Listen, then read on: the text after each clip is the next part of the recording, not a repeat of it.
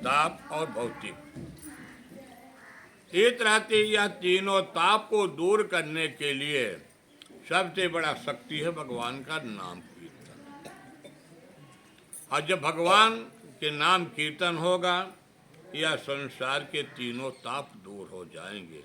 ऐसे हम प्रभु के चरणों में प्रणाम करते हुए और ये भागवत भगवान के आपको संक्षिप्त में अभी परिचय बताए हैं।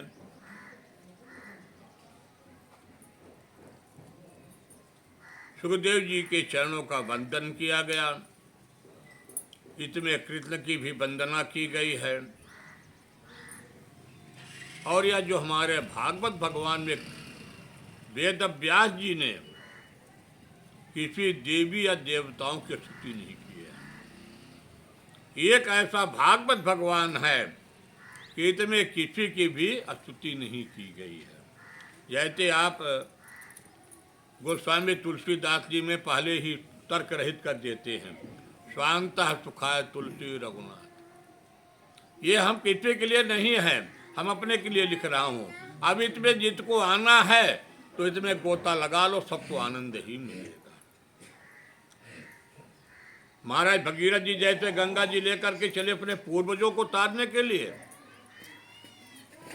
गंगा सागर में विलय किए, पर आज भगीरथ महाराज के रघुवंश कीर्ति अजर और अमर है?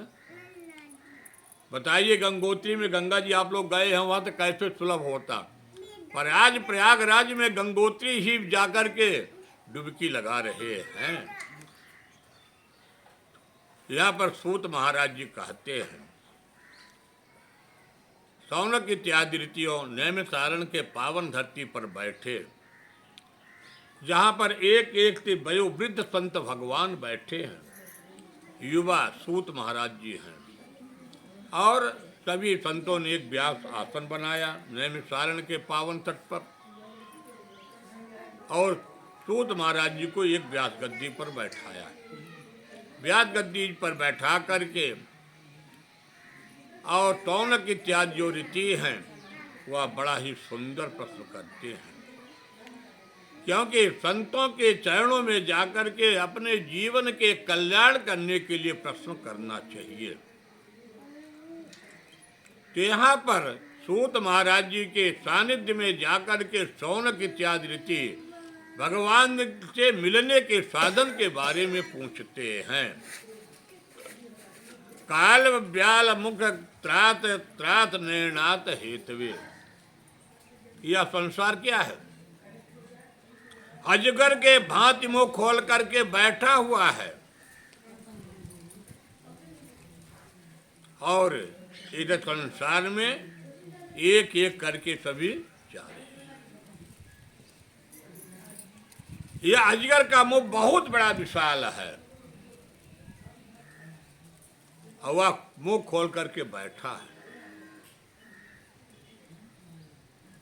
अरे शरीर को जिसको हम अपना सुरक्षित मान रहे हैं कि मेरा है, इस शरीर पर मेरा भी अधिकार नहीं है।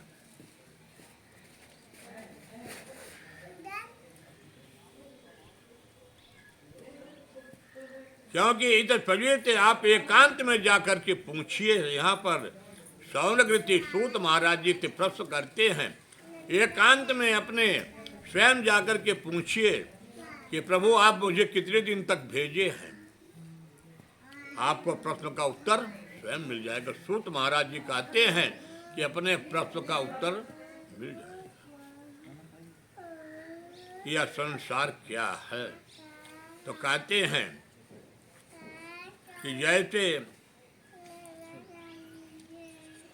भागवत भगवान की कथा हुई, पर यदि भागवत भगवान के कथा का चिंतन नहीं किया गया, मनन नहीं किया गया, कोई भी पूजा पाठ का चिंतन मनन नहीं किया गया, तो उसका कोई अर्थ नहीं निकलने वाला है। न ही कश्चित क्षणमपि जात नित्यति कर्म कृत कार्यते यावतः कर्म गुणयित्वा विर्बलात्।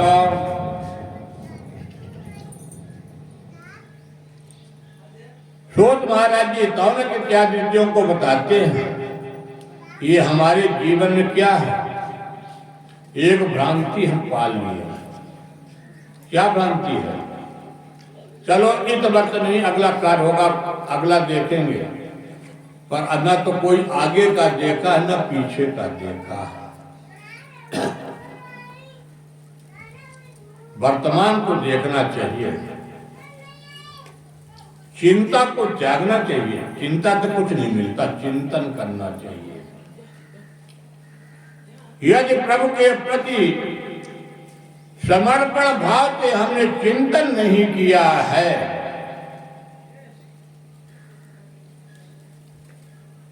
तो चिंता बढ़ेगी, मैं मेरा का मोह बढ़ेगा। यदि मुक्ति का साधन है तो महाराज जी बताते मुक्ति का साधन प्रभु का चिंतन करो। प्रभु के चिंतन करने का एक स्वरूप है। जैसे हमने ठाकुर जी की रूप को देखा, झांकी को, लड्डू गोपाल को रखते हैं, कैलेंडर को रखते हैं, हमारे प्रभु के नखाग्र से लेकर के सिर तक कैसे प्रभु का चितवन, जिनका नाम आप चितवन छोड़।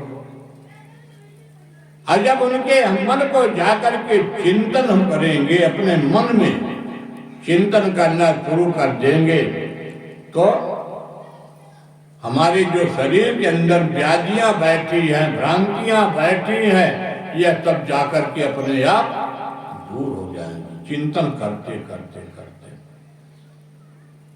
सूत महाराज जी कहते हैं यही तो मेरा भागवत धर्म सिखाता है। भागवत धर्म मेरा क्या शिक्षा देता है कि यह मन प्रभु के चरणारविंद में कनेक्शन में जोड़ दो। और यह भागवत एक ऐसा सुंदर पद ग्रंथ है, यही मुक्ति देने वाला ग्रंथ है, मुक्ति प्रदान करने वाला ग्रंथ है। सूत जी कहते हैं कि यह भागवत भगवान इतना सरल नहीं है। यह किसको प्राप्त हुआ है? यह मानव शरीर प्राप्त करने वाले शरीर को, मानव व्यक्ति को प्राप्त हुआ। यह देवताओं को नहीं मिलता भागवत भगवान। सूत महाराज जी एक बड़ा सुंदर उदाहरण बताते हैं तौलक इत्यादि रीतियों को कि जितना तो महामंत्र देव जी राजा परीक्षित को इतने मत भागवत भगवान की कथा को श्रवण करवा रहे थे। उसी समय देवता लोग अपने हाथों में अमृत कलश लेकर के आते महामंत्र देव जी के पास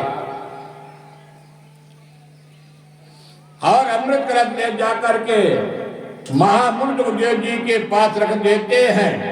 हाथ जोड़ करके कहते प्रभु इस भागवत भगवान को अदला बदली कर दीजिए। एवं विनिमये जाते सोदाराज्ञाम प्रपीयताम। कहते हैं कैसे बदला कर दीजिए,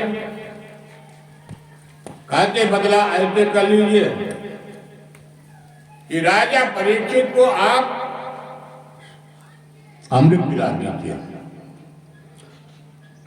और इस भागवत को मुझे श्रवण करवा दीजिए, अदला बदली कर लीजिए। प्रपात्यामो भयं तरवे श्रीमद् भागवतामृतम। ये भागवत मुझे सुनाइए और अमृत समर्पण कर देते हैं। सुखदेव जी बड़े जोर से हंसे, मन में विचार किया, वाह देवता वाह, आपकी चालाकी हर जगह रहती है, पर इस मृत्यु लोक में आप की चालाकी नहीं चलेगी। इस मृत्यु लोक में आप अधिकारी नहीं हो, क्योंकि देवताओं के पास भरा हुआ खजाना है, सारी सुविधाएं भरी हुई हैं, पर देवताओं के पास एक चीज की कमी है, यह भागवत भगवान। अब भागवत भगवान खोजने का अधिकारी कौन है? यह मानव शरीर, देवता नहीं।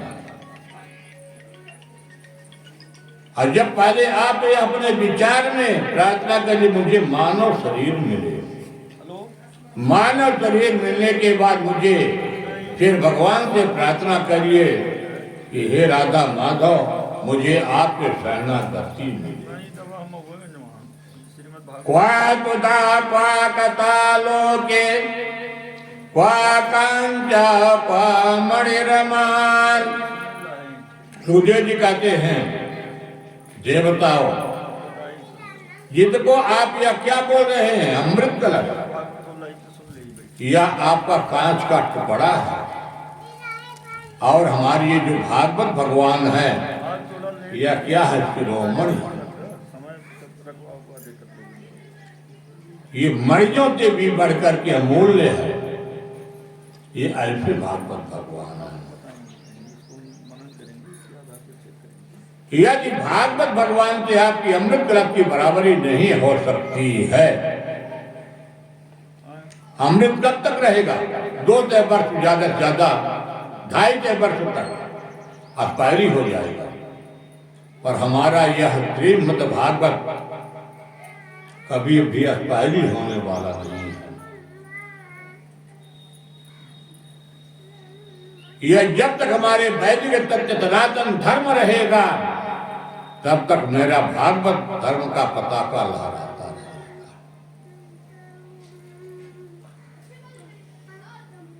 ब्रह्मरातो विचार्य कदा देवन जहातः। तो देवताओं ने कहा अरे भाई इतनी बड़ी महिमा, अरे इस अमृत कलश के लिए तो लोग परेशान हैं, दौड़ रहे हैं रात दिन।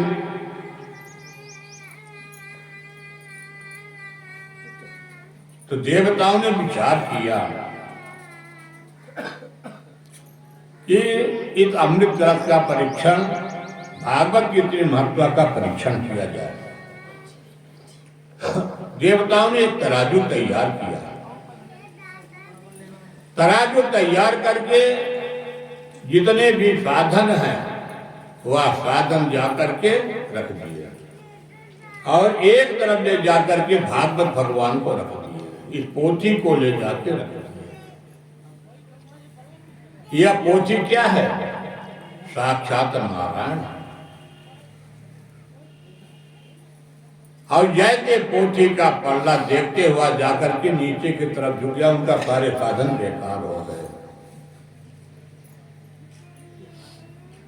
पुनरपि जन्मम पुनरपि मरणम पुनरपि जनने जठरे दयानम। जो व्यक्ति एक बार भागवत भगवान का पान कर लेता है वह इस संसार रूपी आवागमन दुनिया से मुक्त हो जाता है। उसको इस कुचक्र में फंसने का मौका नहीं मिलता है। इस संसार रूपी आवागमन दुनिया से मुक्ति मिल जाती है। ये हमारे भागवत भगवान है। हमारे भागवत भगवान में वेद व्यास जी ने एक बहुत बढ़िया शब्द लिख दिया,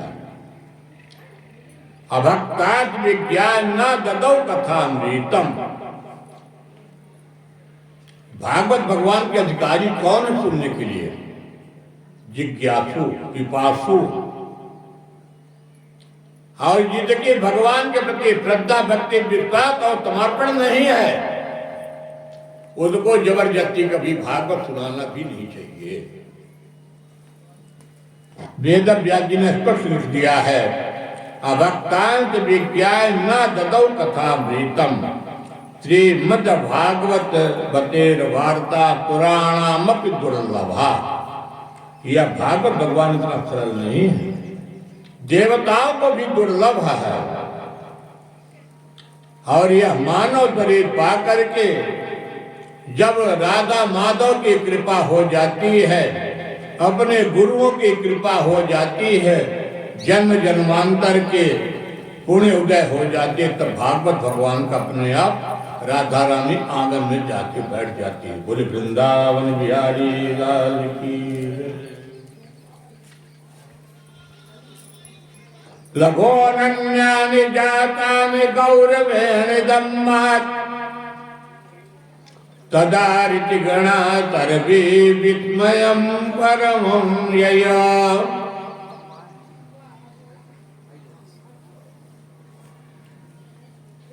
जब भागवत भगवान को तुलना किया गया, ब्रह्मा जी भी थे तराजू तौलने में, तो ब्रह्मा जी बड़े आश्चर्यचकित किए कि भाई समस्त साधन को रखा गया और ये समस्त साधन बेकार हो गए, इसके इतनी बड़ी महत्व है। क्योंकि सबसे ऊपर क्या होता है? धर्म। जहां धर्म की ध्वजा फहराएगी तो धर्म की ध्वजा फहराने वाला ही सदा श्रेष्ठ होता है। अभी तो मैं भले गंगा जी में धर्म की ध्वजा फहरा रही है, पर आज के एक हफ्ता पहले की रौनकता देख लीजिए और आज की रौनकता देख लीजिए। है तो गंगा जी का क्षेत्र वही, गंगा जी वही है। सरस्वती जी भी रवाना हो गई, क्योंकि महत्व कहाँ घटा नहीं, पर रौनकता क्यों समाप्त हो गई? क्योंकि रौनकता जहां पर सरस्वती की निरंतर प्रवाह चलता था, संतों का दर्शन होता था, पर आज का स्नान हो रहा, भक्ति हो रही है, पर वहां पर ज्ञान वैराग्य नहीं है। प्रयागराज में कौन है? भक्त महाराज हैं, भक्ति महारानी पर्याप्त है, पर ज्ञान वैराग्य भी जाता है।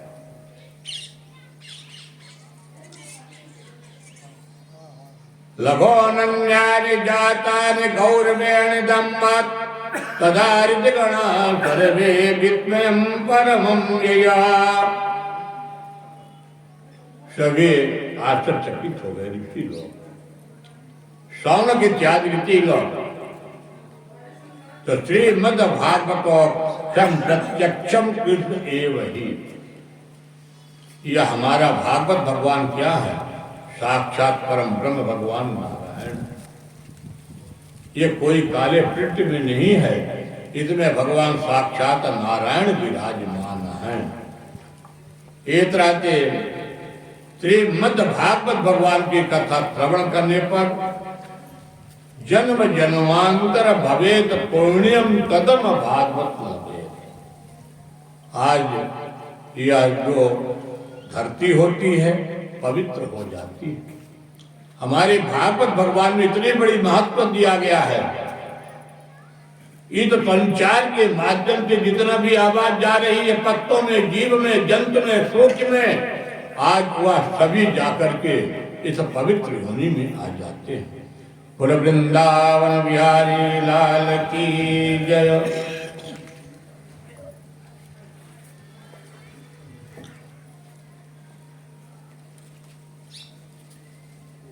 फिर कथा के लिए स्थान का भी वर्णन किया गया है कि कथा स्थल कैसे होना चाहिए। क्योंकि कथा का जो स्थान है ये बड़ा ही सुंदर स्थान आपने चयन किया है,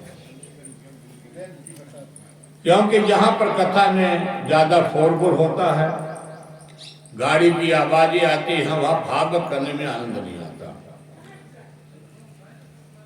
दूसरी बात,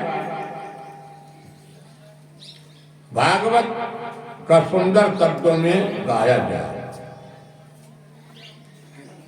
तीसरी बात,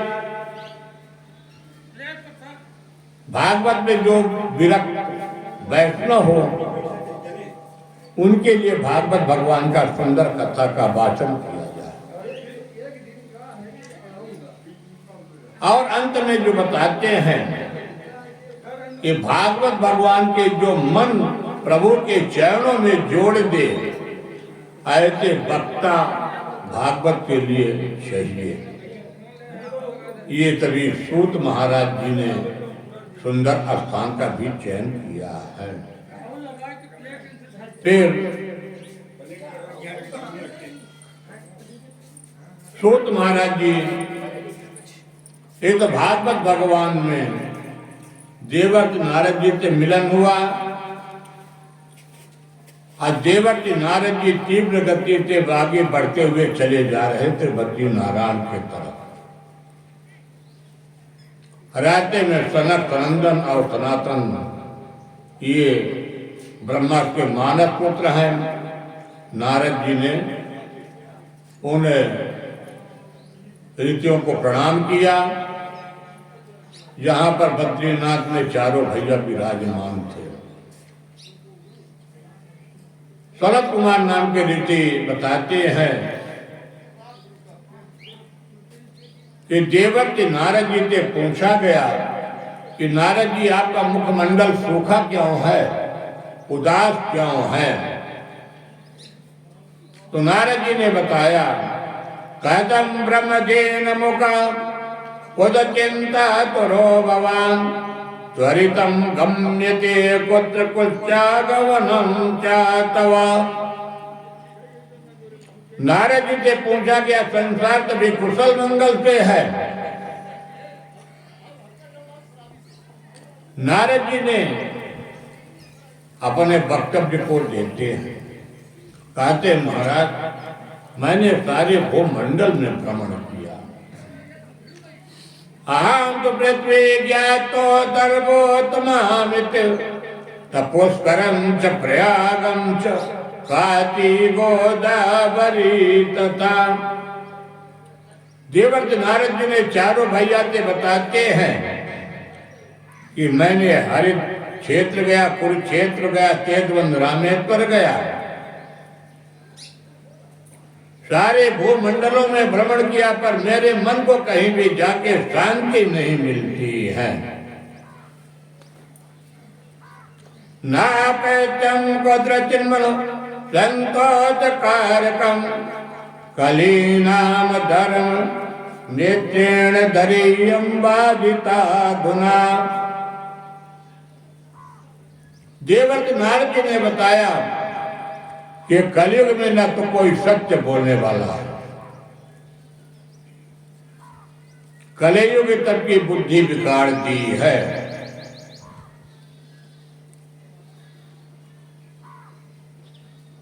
न तो सत्य मार्ग में चलने वाले कोई कलयुग में व्यक्ति बचते हैं।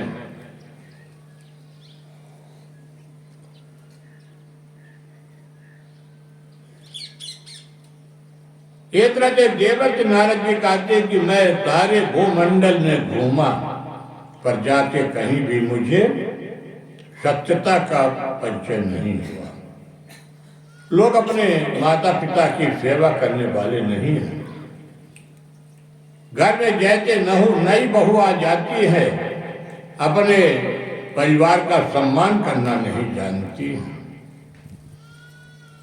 चरणे प्रभुता ये ताल को बुद्धदायका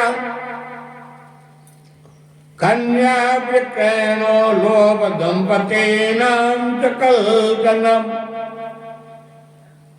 देवकी नारद जी ने चारों भैया से बताते हैं, कलयुग का इतना बड़ा प्रभाव हो जाता है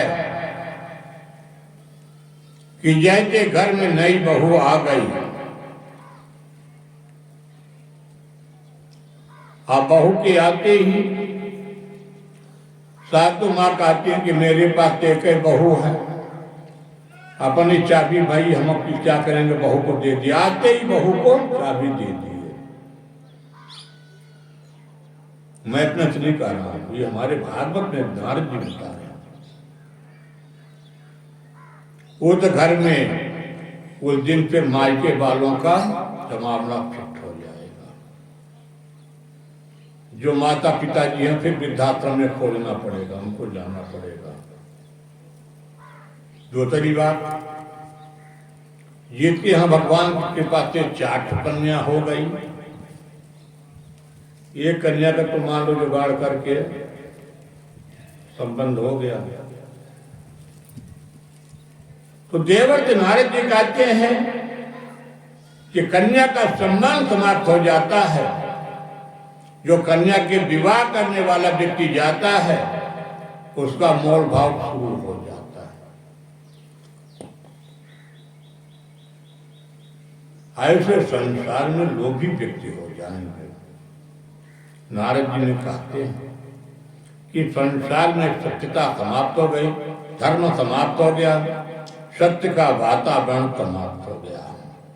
कली नाम धर्म तेण धरेयम बाधिता। नारद जी चारों भैया से बताते कलयुग का चारों तरफ से बोलबाला हो गया है। न तो कोई सत्य बोलता है, न सत्य मार्ग में चलने वाला व्यक्ति बचा।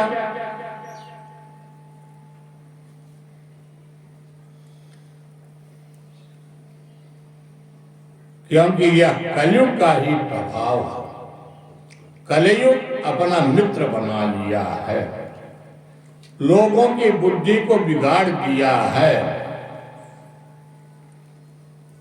देवर्षि नारद जी कहते कि जब मैंने वृंदावन में आया तो वृंदावन में आकर के मैंने बड़ी विचित्र गति को देखा।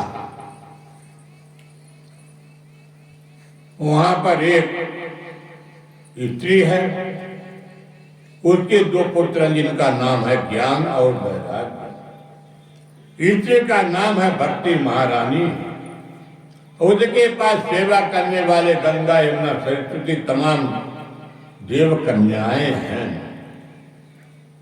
जब देवर्षि नारद जी से भेंट हो गई और देवर्षि नारद जी ने भक्ति महारानी कहती प्रभु आप 2 क्षण के लिए रुक जाइए क्योंकि मेरे जीवन को बड़ा ही शांति मिल रही है। देवर्षि नारद जी ने जब परिचय पूछा ये कौन है, भक्ति महारानी ने परिचय दिया कि मेरे दोनों पुत्र हैं ज्ञान और वैराग्य। मेरा नाम भक्ति है, मैं मां हूं। तो कहते कि उल्टा कैसे होगा, क्योंकि मां को वृद्धावस्था होना चाहिए, पुत्र को युवावस्था, पर ये कैसे हो गया। भक्ति महारानी ने बताया कि प्रभु मैंने सारे भूमंडल में भ्रमण किया, पर जहां पर वृंदावन में भगवान राधा माधव ने अपनी लीलाएं किया वहां पर आकर के मेरे शरीर की गति हो जाती है। मैं आपके शरण में आई हूं, आप ऐसा कोई उपाय करिए कि मेरे दोनों पुत्र स्वस्थ हो जाएं, इनका शरीर का मर्ज दूर हो जाए। सतकर्म तोच कौनोनम ज्ञान यज्ञ च बुधई श्रीमद् भागवत लापत गीत तुका दीवी। उसी तरह देवर्षि नारद जी को आकाशवाणी होती है, नारद जी आप सत्कर्म यज्ञ करो, सत्कर्म यज्ञ करो। देवर्षि नारद जी अपने मन में विचार किया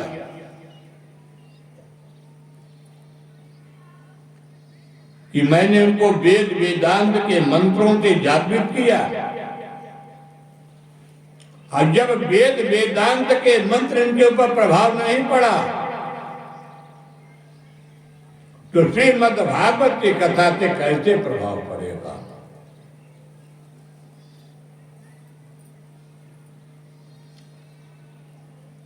सूत महाराज जी वो कहते हैं वो चारों भैया ने नारद जी के मन के शंका का समाधान किया। कहा यह भागवत कोई साधारण भागवत नहीं है, यह भागवत क्या है, वेद रूपी वृक्ष है, कल्प वृक्ष है। भागवत उसका फल है।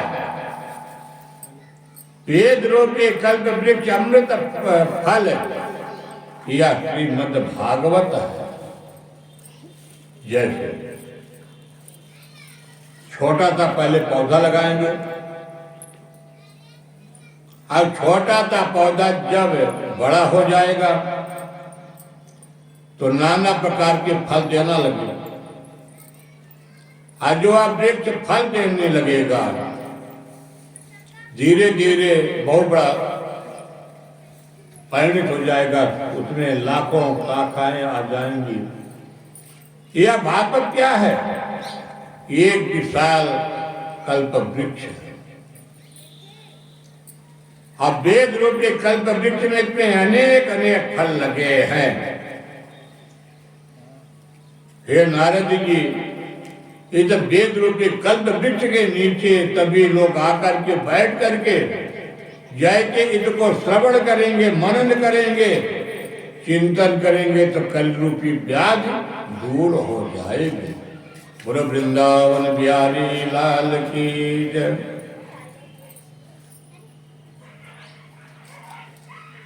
देवर्ष नारद जी को वहां पर सनत कुमारों ने भागवत का श्रवण करवाया।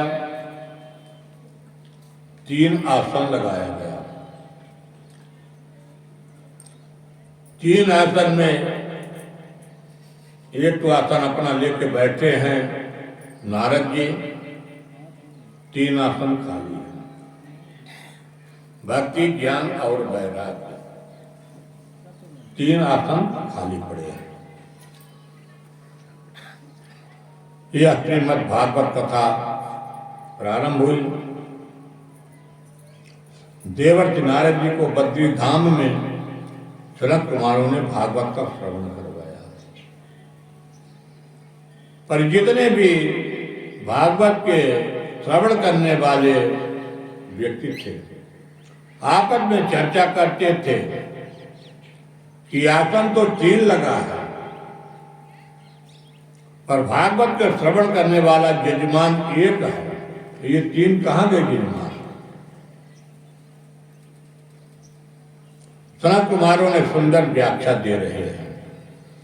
ये मानवा पाप कृत सर्वदा ददा दुराचार्य रता विमार्गा क्रोधाग्निर्दग्धा कुटिला च कामनः तप्ता यज्ञेन कलौ पुनन्ति ते। सनत कुमारों जी ने नारद जी से बता रहे, नारद जी, जो जीवन में अपने कभी सत्कर्म यज्ञ नहीं किया, अपने सारे जीवन में पाप ही पाप किया है, क्रोध रूपी अग्नि से जल रहा है, उसके जीवन में कभी भी सत्यता नहीं है। न तो सत्य का संभाषण किया, न माता पिता का सेवा किया, न उसका कुल खानदान पवित्र है। ऐसे व्यक्ति भी श्रीमद् भागवत भगवान के दर्शन करने पर भी पवित्र हो जाते हैं। और यह भागवत 1 दिन का नहीं, 7 दिन का सप्ताह ज्ञान यज्ञ है, अनुष्ठान है। और इस अनुष्ठान को लेकर अपने मन में संकल्प लेकर के इस कथा भागवत भगवान को दर्शन किया जाता, श्रवण किया जाता है।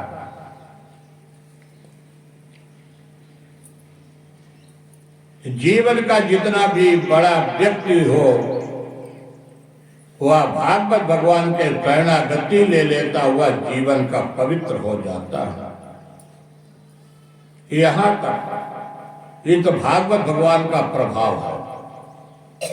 भूत प्रेत पिशाच अकाल मृत्यु में मृत्यु होने पर बन जाए, यदि उसके नाम पर भागवत भगवान करवा दिया जाए, कुल में भागवत कोई कितना बड़ा प्रेत हो, यदि घर में भागवत भगवान हो जाती है, राधा रानी विराज जाती है, वह प्रेत कर्म से मुक्ति मिल जाती है। ये भागवत भगवान का प्रवाह होता है। नारद जी ने कहा कि मेरे बात ये समझ में नहीं आई, और तो हर व्यक्ति भागवत भगवान के श्रवण करके पवित्र हो सकते हैं, पर प्रेत योनि भागवत को सुन करके कैसे पवित्र होगा? मेरी यह बात समझ में नहीं आई। तो नारद जी ने एक बड़ा ही सुंदर उदाहरण दे करके और शंका का समाधान दूर करते हैं।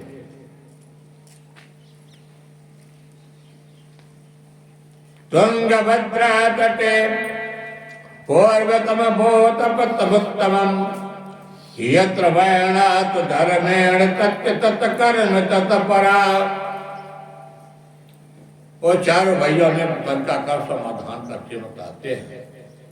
कहते ब्राह्मण थे, वह ब्राह्मण सदाचारी थे, वेदचारी थे। उनका नाम था आत्मदेव ब्राह्मण।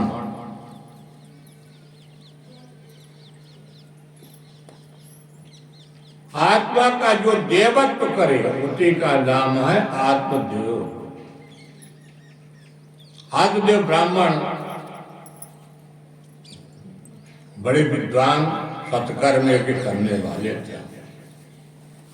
आत्मदेव ब्राह्मण की पत्नी का नाम है धुंधली।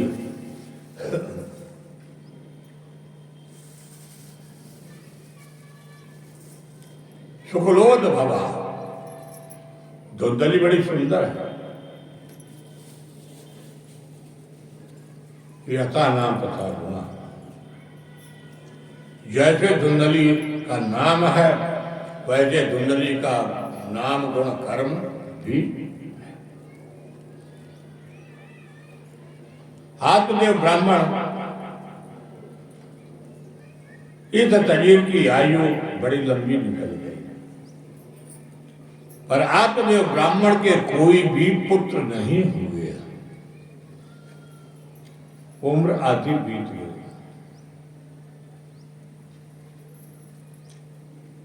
धुंधली देवी मन में पवित्रता नहीं है, धन में उसका भावनाएं, दिखावटीपन ज्यादा है। जब पति जी जब बबई बाहर से आते थे तो धुंधली देवी बनाते वो बना करके अपना यही काम करते थे। आत्मदेव ब्राह्मण के जीवन में सबसे बड़ा संघर्ष था। एक तुलसी का पौधा भी लगाते थे तो वह भी सूख जाते थे। आत्मदेव ब्राह्मण वृक्षों का भी नहीं तैयार कर पाते थे। आत्मदेव ब्राह्मण गायों को पालते थे तो गाय भी बच्चा नहीं देती थी, वो बांझपन हो जाती थी। ये ब्राह्मण देव के मन में बड़ी आत्मग्लानि पैदा हुई कि मेरे जीवन का कितना बड़ा पाप कर्म है कि जिसके घर में आंगन में तुलसी का पौधा न हो, ठाकुर जी को भोग लगाने के लिए घर में दूध न मिले। अब आजकल की जब घर में सत्यनारायण भगवान की कथा होती है तो ऐसा कोई घर हो भले कि पंचामृत स्नान कराने के लिए भगवान का दूध मिल जाए। यानी आचार्य लोग भी कह देते कि भाई गंगा जल से काम चला लेंगे, पंचामृत नहीं है तो कोई जरूरत नहीं। यही तो कलयुग का प्रभाव है। आज आत्मदेव ब्राह्मण के मन में बड़ा आत्मग्लानि पैदा हुई और आत्मदेव ब्राह्मण अपने मन में विचार किया कि घर में आता हूं तो पत्नी से भी सुखी नहीं, पत्नी भी रोज ताने देती है। मैंने जो गाय वृक्ष तुलसी तैयार करता हूं, ये भी मुझे नहीं प्राप्त हो रहा। आत्मदेव ब्राह्मण अपने मन में विचार किया, इस शरीर को जाकर के सुदूर जंगल में त्याग दूंगा, इस गृहस्थाश्रम में सुख नहीं है। और आज आत्मदेव ब्राह्मण सुदूर जंगल में जाकर के दोपहर के वक्त सुंदर सरोवर में स्नान किया, शीतल जल को पान किया, एक वृक्ष के पास जाकर के ही बैठ जाते हैं। जब यह शरीर थका रहता है, आत्मग्लानि से परिपूर्ण रहता है, नाना प्रकार के ही मन में शंकाएं होती, तर्क वितर्क होता है। आत्मदेव ब्राह्मण अपने मन में नाना प्रकार के विचार कर रहे हैं, आत्मग्लानि से लंबी सांसें ले रहे हैं। उसी समय एक संत भगवान उसी रास्ते से निकल जाते हैं। संत भगवान को देखकर आत्मदेव ब्राह्मण ने प्रणाम किया। संत भगवान ने प्रश्न किया, ब्राह्मण देव, आपके रोने का कारण क्या है? आपने विलाप क्यों कर रहे हैं? वह आत्मदेव ब्राह्मण अपने विवक्ता को बता देते हैं। कथन रोदत विप्रकातुम चिंताम बलीयते, भजत्वं तैस्वरं मह्यं त्वस्य दुःखस्य कारणम्।